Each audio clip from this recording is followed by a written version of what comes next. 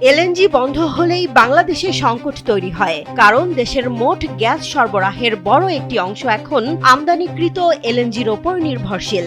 দৈনিক প্রায় ৩৮০ কোটি ঘনফুট গ্যাসের চাহিদার বিপরীতে স্বাভাবিক সময়ে সরবরাহ থাকে প্রায় ২৭০ কোটি ঘনফুট। এর মধ্যে প্রায় ১০৫ কোটি ঘনফুট আসে এলএনজি থেকে। ফলে এলএনজি সরবরাহে সামান্য বিঘ্ন ঘটলেই গ্যাসের ঘাটতি তৈরি হয়, কমে যায় বিদ্যুৎ উৎপাদন, ব্যাহত হয় শিল্প কারখানা ও সিএনজি সরবরাহ, আর এর প্রভাব পড়ে সাধারণ মানুষের জীবনেও। সাম্প্রতিক সংকটের মূল কারণ মহেশখালীর এলএনজি টার্মিনালগুলোতে সরবরাহ ব্যাহত হওয়া। দুটি টার্মিনালের সম্মিলিত সক্ষমতা দিনে প্রায় ১১০ কোটি ঘনফুট।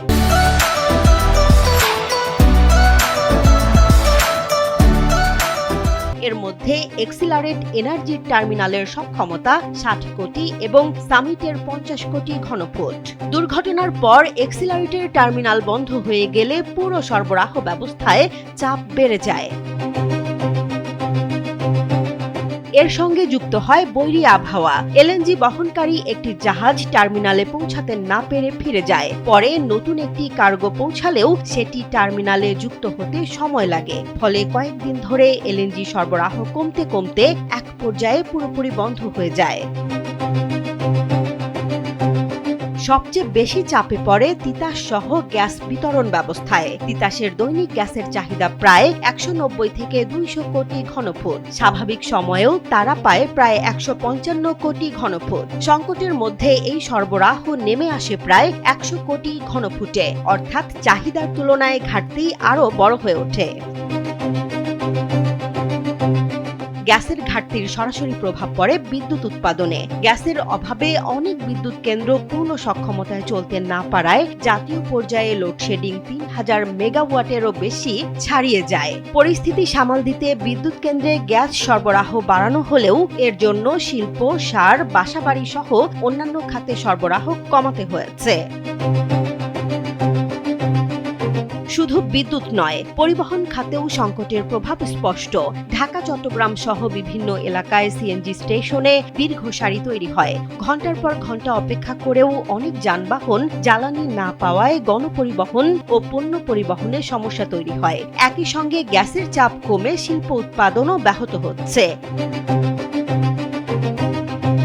তবে সংকট কাটাতে ইতোমধ্যে নতুন এলএনজি সরবরাহ শুরু হয়েছে।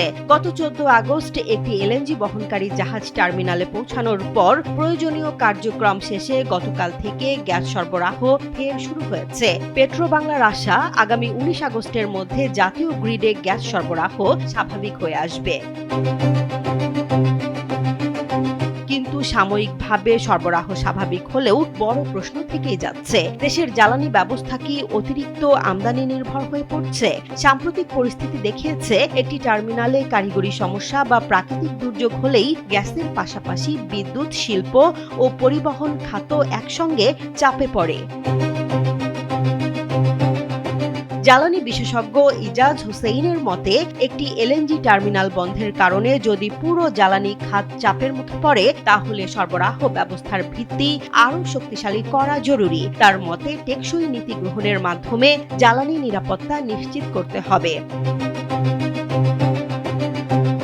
এ কারণে বর্তমান সংকট হয়তো সাময়িকভাবে কেটে যাবে, কিন্তু দীর্ঘমেয়াদী ঝুঁকি থেকেই যাচ্ছে। দেশীয় গ্যাস অনুসন্ধান বাড়ানো, বিকল্প জ্বালানির ব্যবহার বৃদ্ধি এবং এলএনজির ওপর অতিরিক্ত নির্ভরতা কমানো না গেলে ভবিষ্যতে একই ধরনের সংকট আরও বড় আকারে দেখা দিতে পারে। অর্থাৎ এলএনজি এখন প্রয়োজনের অংশ হলেও জ্বালানি নিরাপত্তার পুরো ব্যবস্থা যদি এর ওপর নির্ভরশীল হয়ে পড়ে, সেটি হয়ে উঠতে পারে বাংলাদেশের বড় দুর্বলতা।